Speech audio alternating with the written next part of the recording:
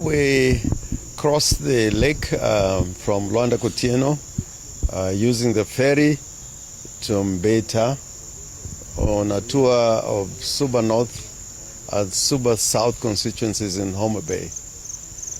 We had very successful trips in Suba South and Suba North. When we got to Mbeta, unfortunately, there were some goons who were sent there to try and stop us from getting into the town. The members of the public dealt with them, and we were able to go into the town, Mbeta, and then Rusinga. We crossed the bridge to Rusinga. We had a very, very good meeting with the people in Rusinga. We came back to Mbeta. We had a very, very good meeting with people in Mbeta. Turnout was very large. I was very happy, particularly when you see women, particularly market women, turning up, leaving their wares and their boggers in the market to come and listen to what we were saying. After the meeting in Mbeta, we proceeded to see Sindo in Suba South. We had a few stops on the way to Sindo. And again in Sindo, there were plans to try and disrupt our visit to Sindo. There were tires lit on the road and goons placed on the road to Sindo. Happily, the members of the public in Sindo dealt with them, and we were able to address a very, very large rally in Sindo. I've gone to Sindo many times before, even with our departed hero, Raila Amolo Odinga. I was amazed by the turnout today in Sindo. Earlier, one of us, civilizer here, was hit very badly on the head. Here it is still swollen. He went for first aid, but he insisted that we go to Sindo, and we're happy that our message was well received in Sindo. Of course, we are talking about the party, that the party must remain with the members and with the people, and that the Linda Ground people have sold our party to President Ruto as a tool for him to manipulate politics in lowland, in western, and in the coast, and other areas where ODM is very strong. On the way back, because we intended to come back to Kisumu, tomorrow we are attending a funeral of a very honorable Mzee in Bungoma, who was once nominated to Parliament, courtesy of Raila Amolo Odinga. So goons thinking that we are going to stop in Homabay and Kindu Bay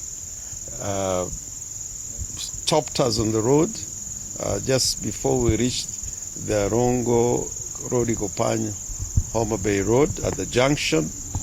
They put huge boulders and stones across the road.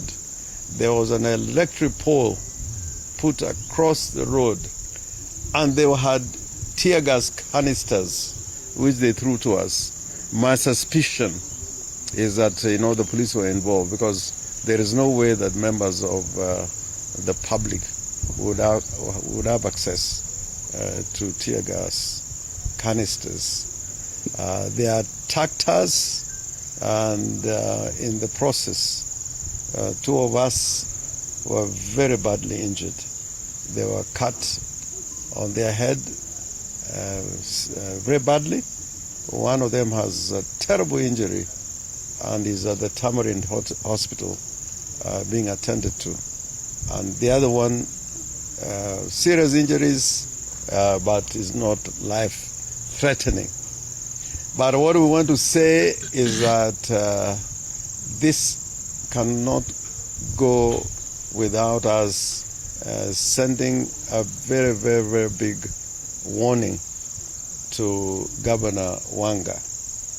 This is not how to play politics. In Siaya, everybody comes to Siaya. They do their politics. They even say things about us. We never stop anybody. In fact, sometimes we leave the county to live there, leave them comfortable and in peace. We should be able to access any county or any part of the country. Not just us as people coming from this community, but other Kenyans who want to have meetings in this part of the world should be able to access the towns and the villages in Luo Nyanza. But today, the violence that was meted on us, if you look at our vehicles, they were stoned. Most of them don't have their windows, their windshields. All those were smashed. And quite a number of people had injuries, not as serious and as life-threatening as the other two were at Tamarind Hospital. But I want to say, this is not politics. This is hooliganism. And for a governor to be engaged in this kind of hooliganism, because we must call it what it is wrong. It is wrong. It is wrong. And what she's trying to tell us is that we should respond in kind. We are not going to do that. We believe in democracy.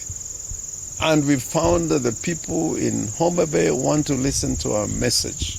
If you look at the clips, you know, they were enthusiastic and supporting the one-term agenda and the politics of bringing change to Kenya in the 2027 elections. They want the people in this area to be respected, to be at the table when these affairs of this nation are being discussed.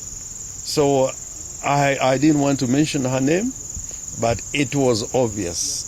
The number of people involved, the level of violence, the tools they had, including, as I've said, tear gas canisters, the pangas, the rungus, and making that road, they closed that road for quite a long time waiting for us. I think it was for about 40, 50 minutes.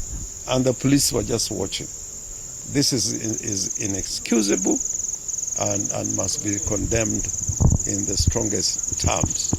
But whatever she does, I am confident that the people of Nyanza who are conscious of their rights are going to make the right decisions. No decision is going to be imposed on them.